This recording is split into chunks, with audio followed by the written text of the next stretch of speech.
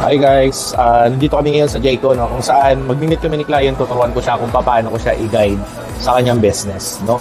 Well, yung F2F na tinatawag is live kong ituturo sa kanya, and of course, mag-a-avail siya ng aming service package offer. So, mamaya papakita ko sa inyo kung paano namin gagawin. Well, see you later. Boost na dalawa, but isa lang. Ito yung naka-boost mo, ito yung different to. So, isang campaign, pagdating mo rito sa ads level, isa lang yung ads mo. Diba dito? Compare dito, isang campaign, pag kinilit mo siya, naka-multiple ads. Isa lang. Lugi ka. Diba?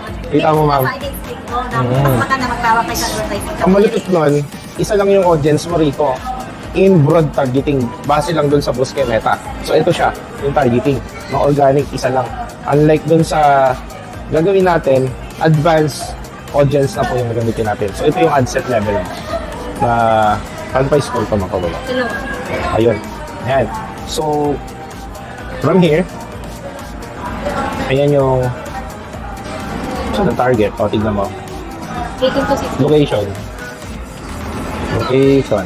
Mga Philippines.